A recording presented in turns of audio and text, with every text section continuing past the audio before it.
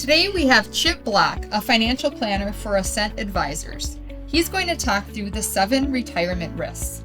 Planning for retirement involves many considerations. In this episode, Chip highlights the 7 most common retirement risks and shares his approach to managing them effectively.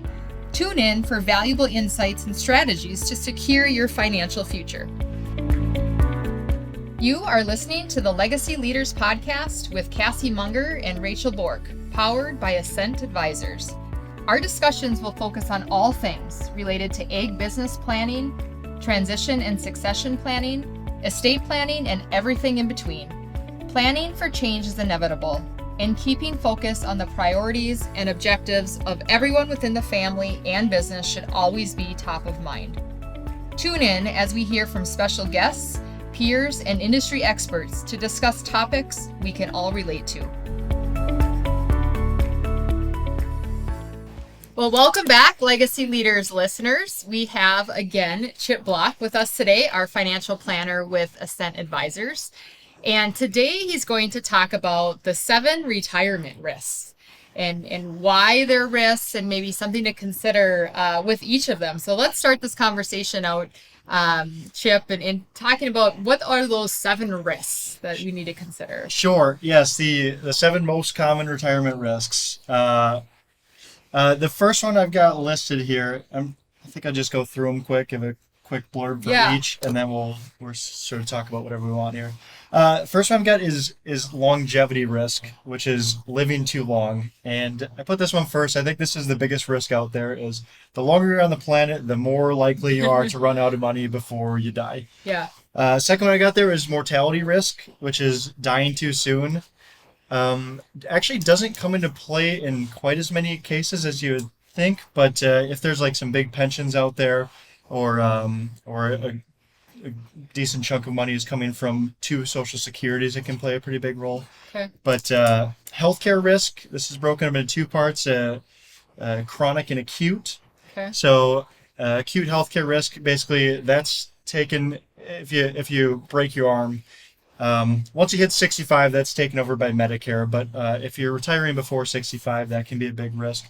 The other piece of the healthcare risk is chronic healthcare, and so that is the most impactful form of that is going to be long-term care, nursing care, assisted living towards the end of your life. We get that as a concern all the time. For sure. You know, and what they can do to protect those assets. Yeah, that is an expensive risk out there for sure. It's probably more important than dying too soon at a certain point, usually around that 65, 70 years old.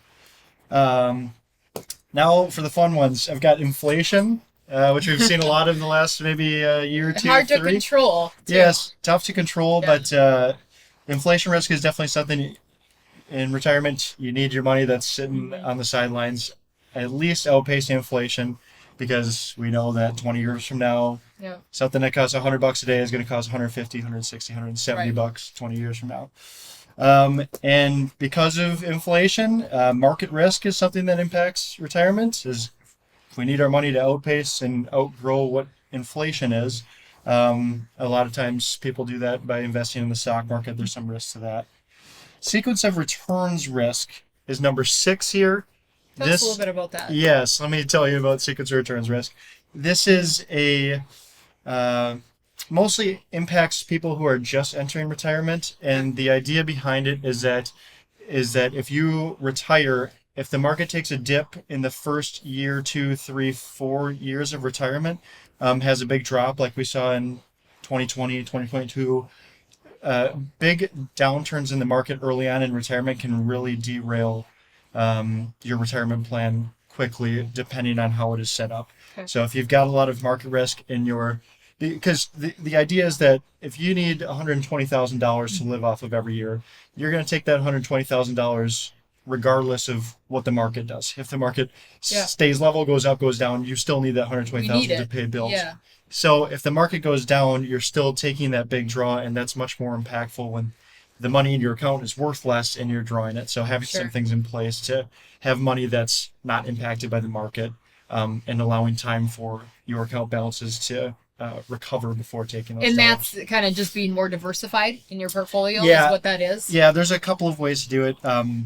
Diversification through investments is one piece. Another thing is like if your retirement income is coming from guaranteed sources, aka Social Security, pensions, or some sort of annuity payments, if the money that you need to live on is already coming from guaranteed sources, then tapping into that money that's going up and down with the market it's an option. It's not going to impact your standard of living. Sure. So you can choose to take it or not. Our advice would be to not do it if the account value is down 50%. Okay. The last one on here I've got is tax rate risk. And I think this is a important one. We'll actually be talking about this in our next episode. But tax rate risk, I forgot to check before I looked today, but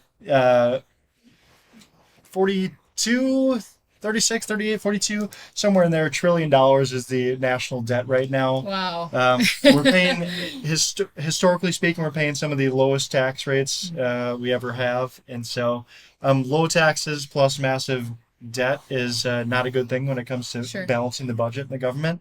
What they need to be doing is cutting spending and increasing taxes to actually get this back on track.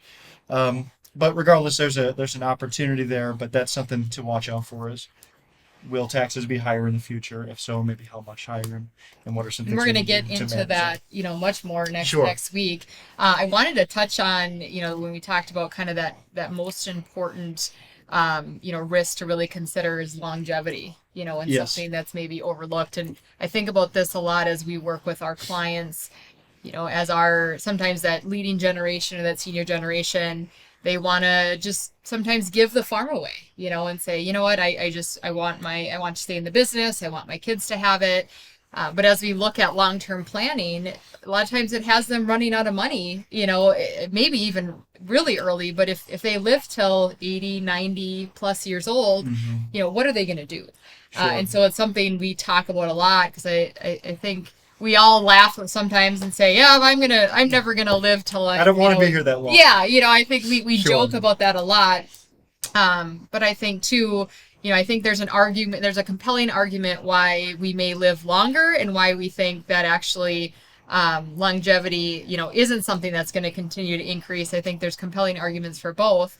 But I'm like, but in reality, we try to be healthier. We try to take care of ourselves more. It's a reality that we could live a lot longer than we think we will. And we have to make sure we have that financial security in the event that we do. For sure. I mean, my grandpa is 91 and my grandma's 89. And my grandpa is still at the farm 3-4 days a week. So, that's awesome. He's probably going to live till he's 100 plus, is my guess. So. Right.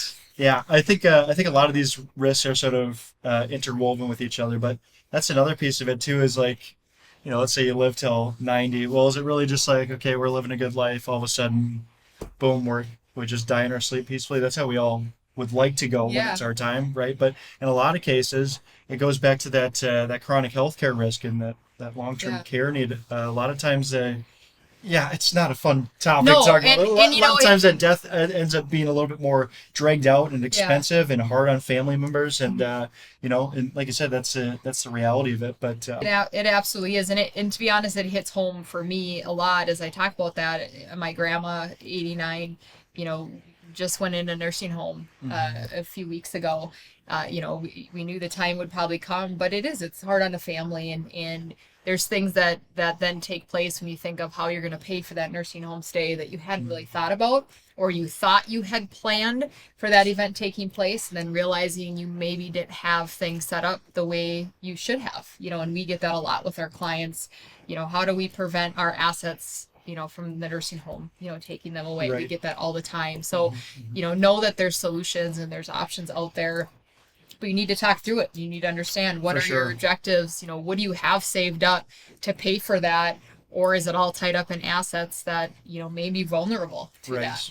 Yeah, and I think a lot of financial planners and advisors, myself included, at times I've been guilty of this.